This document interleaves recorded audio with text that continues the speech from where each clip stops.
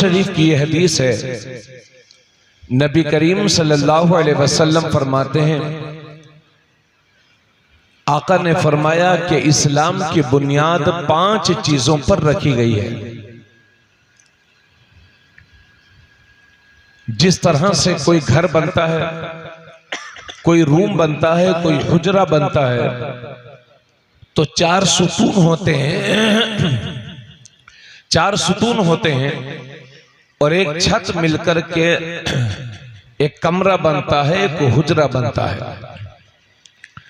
अल्लाह के नबी ने इसी से तशबीह दी है और फरमाया कि इस्लाम की बुनियादी अरकान भी 5 हैं, यानी 5 चीजें हैं जो इस्लाम की बुनियादी रुकन हैं, जिनसे मिलकर के इस्लाम बना है।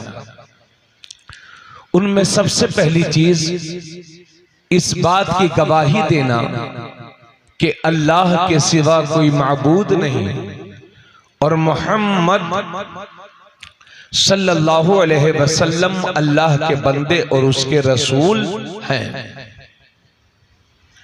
व इकामिस सलाह, और नमाज कायम करना, व ईताइज ज़कात, और ज़कात अदा करना, वल हज, और जिंदगी में एक बार हर साहिब हैसियत को हज करना, व सौमी रमज़ान, और रमजान शरीफ के मुबारक महीने के रोजे रखना। ये 5 चीज इस्लाम की बुनियादी अरकान है। यानी अल्लाह को एक मानना, हुजूर सल्लल्लाहु अलैहि वसल्लम को अल्लाह का बंदा और उसका रसूल मानना, और नमाज कायम करना, ज़कात अदा करना, और हर साहिब हैसियत को जिंदगी में एक बार हज करना, और रमजान शरीफ के मुकद्दस महीने के रोजे रखना। अब आप देखें, इनमें जो सबसे पहली चीज है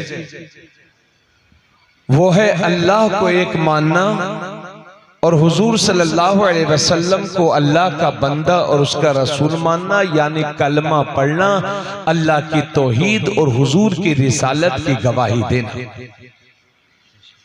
यह है सबसे असल। जब हमारा ईमान मुकम्मल हो गया तो सबसे बड़ा फर्ज और पहला फर्ज जो इस्लाम में एक मुसलमान मर्द औरत पर फर्ज बनता है वो है 5 वक्त की नमाज। रोजे महशर के जान गुदाज बुबत अव्वली पुरसिशे नमाज बुबत। रोजे महशर के जब जान पिघलती होगी तो सबसे पहले नमाज के बारे में सवाल किया जाएगा। तो सबसे पहला फर्ज नमाज, और उसके बाद हर मालिक के निसाब को 2.5% अपनी हलाल कमाई में से 2.5% निकाल करके साल में एक बार गरीब मुसलमानों को देना, और हर साहिब हैसियत को जिंदगी में एक बार हज करना, और रमजान शरीफ के रोजे रखना। इसमें आप गौर फरमाएं कि नमाज सिर्फ जिस्मानी इबादत है, रोजा सिर्फ जिस्मानी इबादत है। रोजे या नमाज में पैसे खर्च नहीं होते, और ज़कात सिर्फ माली इबादत है। लेकिन हज माली इबादत भी है और जिस्मानी इबादत भी है। हज में पैसा भी खर्च होता है और अरकान भी अदा करने होते हैं। तो ये हैं इस्लाम के 5 बुनियादी अरकान, जिन्हें हम अरकाने खमसा कहते हैं। और तौहीद और रिसालत की गवाही छोड़ करके नमाज, रोजा, हज, ज़कात, इन चारों को फराइज़े अरबा कहते हैं। ये अल्लाह के ऐसे फराइज हैं कि अगर इन चारों में से कोई बंदा किसी एक फर्ज का भी इनकार कर देगा तो वो मुसलमान नहीं रह जाएगा, इस्लाम से वो खारिज हो जाएगा। और नमाज से भी पहले जरूरी है अल्लाह और उसके रसूल की तौहीद और रिसालत की गवाही देना। यानी ईमान मजबूत होना, मुकम्मल होना, अकीदा सही होना, इस्लामी अहकाम को मुकम्मल तौर पर तस्लीम करना, यह है इस्लाम सबसे पहली चीज। अगर किसी के पास ईमान नहीं है तो फिर वो लाख नमाजें पढ़ता रहे, ज़कात अदा करता रहे, काबा शरीफ का तवाफ करता रहे, रमजान शरीफ के रोजे रखता रहे, उसके अमाल उससे कुछ फायदा पहुंचाने वाले नहीं है। समझ रहे हैं भाइयों आप? तो उनमें सबसे पहली चीज है ईमान। और आज के दौर में मेरे सुन्नी मुसलमान भाइयों, जान बचाने से ज्यादा ईमान बचाने की फिक्र कीजिए। आज के दौर में जान बचाने से ज्यादा ईमान बचाने की फिक्र कीजिए।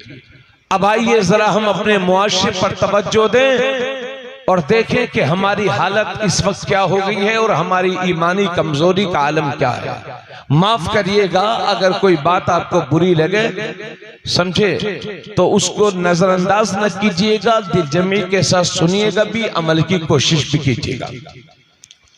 आज हमारी ईमानी कमजोरी का आलम यह है कि 90% लोग 5 वक्त की नमाज नहीं पढ़ते, सिर्फ जुमा पढ़ते है ना। अच्छी बात है, आप उर्स कर रहे हैं, हजरत का उर्स 22 से खैर बरकत है, लेकिन अल्लाह का जो फर्ज है उसको पहले अदा कीजिए, वरना मुझे लगता है हम फराइज छोड़ करके जो नवाफिल अदा करते हैं, मुझे तो नहीं लगता वो अल्लाह की बारगाह में कबूल होंगे। अब जब हम अपने मुआशरे पर गौर करते हैं तो 90% लोग 5 वक्त की नमाज नहीं पढ़ते। हमारे हाल ये है कि जिस कौम को तालीम के मामले में दुनिया का इमाम होना चाहिए, वही कौम तालीम के मामले में आज सबसे ज्यादा पिछड़ी हुई है। हमारा माहौल यह है कि जिस निकाह को इस्लाम ने निहायत आसान फरमा दिया था, हमने अपनी बुरी रस्मों के जरिए से उस निकाह को अपने लिए निहायत मुश्किल बना दिया है। आप मेरी बातों पर तवज्जो दीजिएगा, चूंकि बहुत ज्यादा रात भी हो गई है, आपका वक्त बहुत कीमती है, हमारी माँ बहनें भी तशरीफ लाई हैं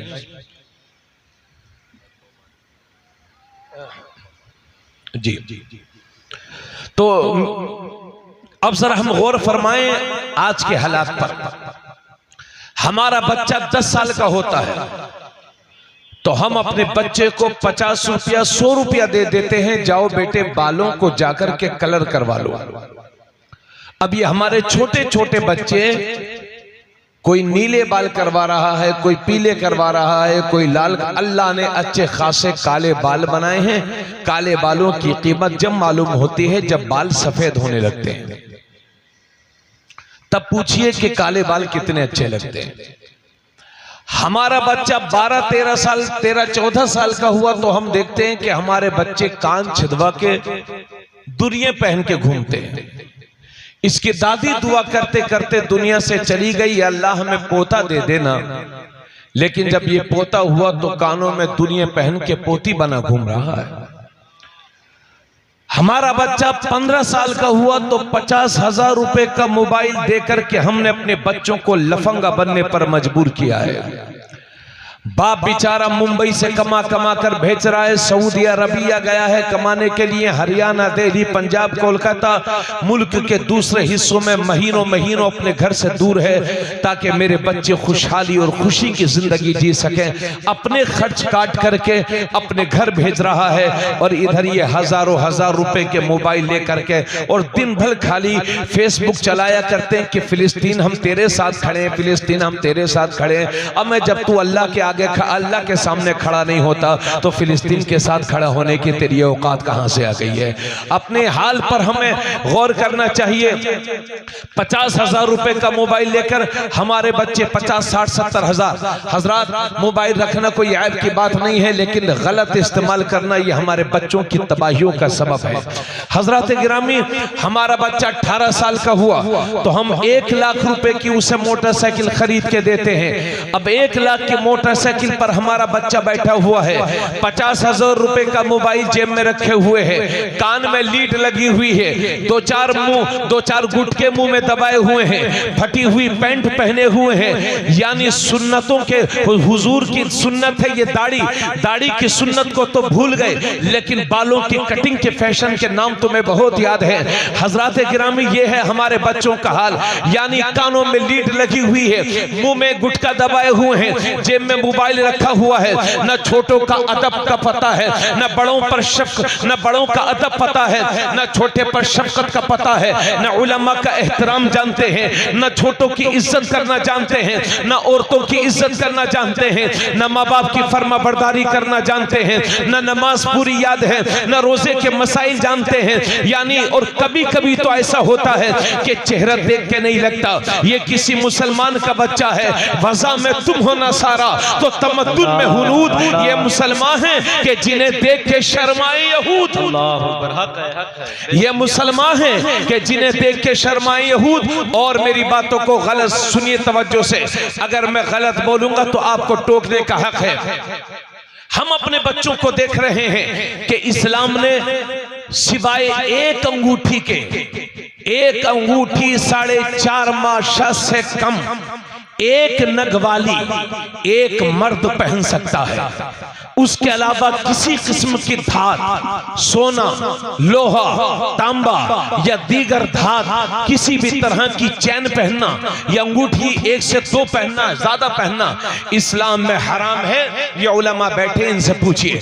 मगर हम देखते हैं अपने बच्चों को, ये हाथ में कड़ा पहने हुए हैं और दूसरों के सामने लहरा रहा है। अरे भाई, किसी के मजहब में कड़ा पहनना जायज हो तो वो पहने, लेकिन जब तेरे मजहब ने हराम कर दिया है तो तू क्यों काफिर जैसी पहचान अपनाए हुए हैं। हम देख रहे हैं अपने बच्चों को, कोई गले में जंजीर पहने घूम रहा है, कोई हाथ में गला पहने घूम रहा, कोई हाथ में कड़ा पहने घूम रहा है, कोई लाल धागा पहने घूम रहा है, कोई बदन पे टैटू बनवाए घूम रहा है। ये है हमारा हाल। और सुनिए, आलम ये है कि नाम भी 2-2 रख रखे हैं। बातें समझ में आ रही है कि नहीं आपको? मेरी माँ बहन, आप भी सुनना।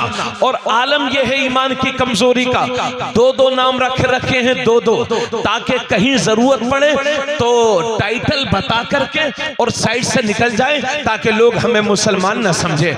एक साहब का नाम है अब्दुल रहमान। हमने कहा भाई साहब आपका क्या नाम है? हजरत नाम तो मेरा अब्दुल रहमान है, लेकिन लोग मुझे प्यार से राजू कहते हैं। तो ये अब्दुल रहमान राजू इसलिए बने हुए हैं ताकि जरूरत पड़े तो साइड से निकल जाए और लोग हमें मुसलमान न समझे। एक साहब का नाम है अब्दुल्ला। हमने कहा भाई साहब आपका नाम? हजरत लोग मुझे प्यार से मुन्ना कहते हैं। एक साहब का नाम है हसन। हमने कहा भाई साहब आपका नाम? हजरत लोग मुझे प्यार से शानू कहते हैं। एक साहब का नाम है एक साहब का नाम है अब्दुल कादिर। हमने कहा भाई साहब आपका नाम? हजरत लोग मुझे प्यार से गुड्डू कहते हैं। एक साहब का नाम है बहुत अच्छा हसन या हुसैन। हमने कहा भाई साहब आपका नाम? हजरत लोग मुझे प्यार से पप्पू कहते हैं। अब मैं कब तक पप्पू, गुड्डू, शानू, मुन्ना बने रहोगे और नामों को छुपाते रहोगे? अगर 1 लाख बुत परस्तों की भीड़ में खड़े हो और कोई तुमसे पूछे कि तुम्हारा नाम क्या है, तो छुपा करके नहीं, शर्मा करके नहीं, बल्कि शान से बताया करो कि मेरे बाप ने मेरा नाम मोहम्मद रखा है। उसमें क्या मुसलमान बनने की जरूरत है?